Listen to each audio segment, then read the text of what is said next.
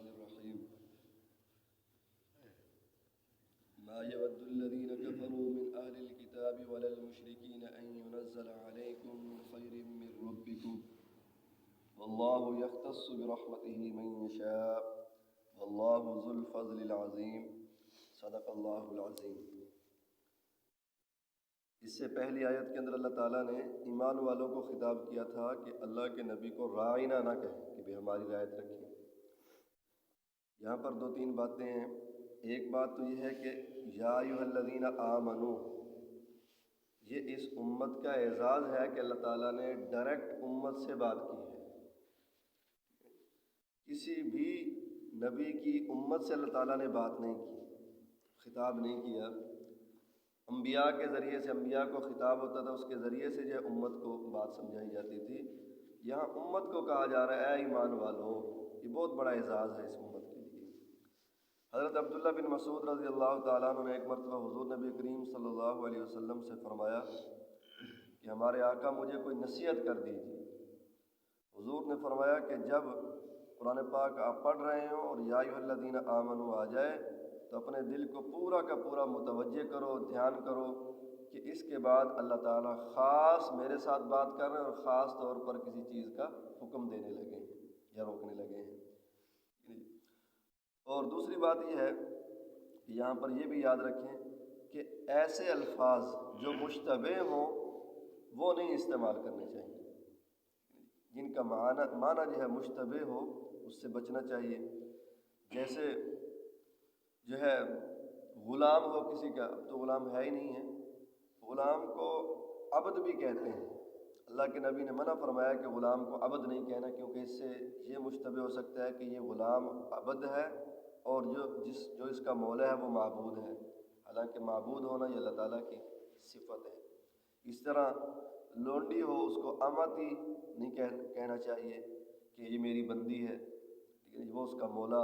اس طرح مولا کا لفظ یہ بھی مشتبہ میں سے ہے، ٹھیک ہے جی۔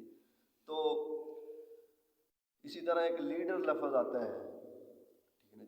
لیڈر کا معنی ہوتا ہے رہبر و رہنما، لیکن یہ لفظ ہر اچھے برے لیڈر کے لیے استعمال ہوتا ہے کہ یہ لیڈر ہے پارٹیوں کے جو ہوتے ہیں۔ اگر معنی کے اعتبار سے دیکھا جائے تو پیغمبر علیہ الصلوۃ والسلام کو کہہ سکتے ہیں کہ آپ بھی رہنمائی کرنے والے ہیں، آپ تو سب سے بڑے رہبر و رہنما ہیں، لیکن چونکہ اس کا استعمال اچھے اور برے ہر لیڈر کے ساتھ آتا ہے کہ بس یہ لیڈر ہے، تو اس لیے اللہ کے پیغمبر کو لیڈر کا لفظ جو ہے وہ نہیں استعمال کرنا چاہیے۔ بعض خطبہ، بعض جو ہے عوام میں بھی کہہ دیتے ہیں کہ ہمارے پیغمبر اتنے بڑے لیڈر ہیں، ٹھیک ہے جی، یہ لفظ بھی استعمال نہیں کرنا چاہیے، یہ مناسب نہیں ہے۔ تو اگلی آیت کے اندر اللہ تعالیٰ نے بتایا ہے کہ یہ جو یہود و نصارہ ہیں، مشرکین ہیں، یہ بات پسند نہیں کرتے کہ اللہ کے آخری پیغمبر حضور نبی کریم صلی اللہ علیہ وسلم کے اوپر وحی اترے۔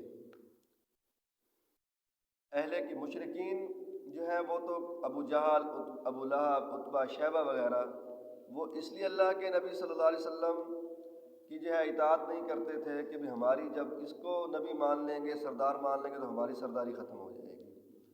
اور اہل کتاب یہودیوں کا نظریہ یہ تھا کہ جب باقی پیغمبر بنی اسرائیل میں سے آئے ہیں تو آخری نبی بھی بنی اسرائیل میں سے آنا چاہیے، کسی اور جو ہے وہ خاندان، کسی اور نسل سے نہیں ہونا چاہیے۔ آگے آ بھی رہا ہے ایک دو آیتوں کے بعد کہ یہ سارا ان کو حسد تھا، حسد کی وجہ سے انہوں نے کلمہ نہیں پڑھا، حسد کی وجہ سے حضور نبی کریم صلی اللہ علیہ وسلم کی نبوت کے اوپر وہ ایمان نہیں لائے۔ اور دوسری بات یہ ہے کہ اللہ تعالیٰ نے فرمایا کہ یہ نبوت دینا یہ کوئی کسبی نہیں ہے، نبوت کوئی محنت کر کے نہیں لے سکتا۔ کوئی آدمی وظیفے پڑھے، ٹھیک ہے نا جی، کوئی جو ہے وہ خاص جو ہے وہ تعلیم حاصل کرے، نبی بن جائے، ایسی بات نہیں ہے۔ اللہ تعالیٰ جس کے سر پر چاہتے ہیں نبوت کا تاج سجا دیتے ہیں، اللہ تعالیٰ کے علم کے اندر ہوتا ہے۔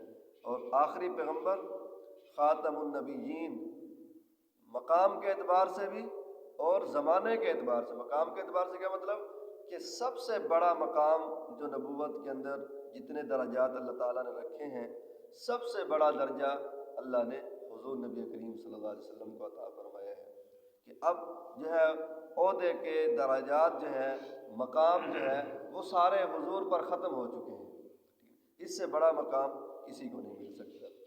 اور مکان کے زمان کے اعتبار سے بھی کیا کہ زمانہ بھی اب قیامت تک حضور علیہ الصلوۃ والسلام کا ہی سکہ چلے گا، اس کے علاوہ اور کسی کا نہیں چلے گا۔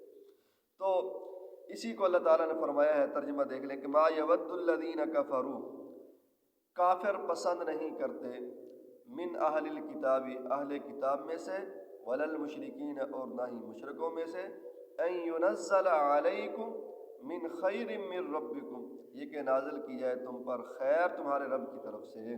خیر سے مراد یہاں نبوت ہے۔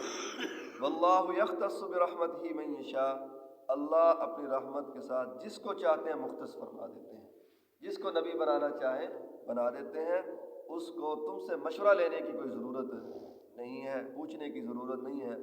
ان کو بنی اسرائیل والوں کو کہا کہ بھئی دیکھو کتنے تمہارے بنی اسرائیل یعنی بنو اسحاق میں سے نبی آئے، اور نبوت کے ساتھ ساتھ ان کو بادشاہت بھی دی، اور ایسی بادشاہت بعض نبیوں کو تو دی ہے کہ کسی کو بھی اس جیسی بادشاہت نہیں مل سکی جیسا کہ حضرت سلیمان علیہ السلام ہے۔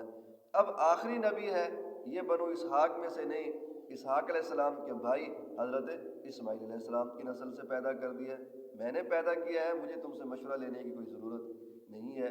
اس لیے فرمایا کہ واللہ یختص برحمتہ من یشاء، اللہ اپنی رحمت کے ساتھ جس کو چاہتے ہیں مختص فرما دیتے ہیں۔ واللہ ذو الفضل العظیم، اللہ تعالیٰ بڑے فضل والے ہیں۔ اللہ تعالیٰ سے دعا ہے کہ اللہ تعالیٰ ہمیں حضور کی اتباع نصیب فرمائے۔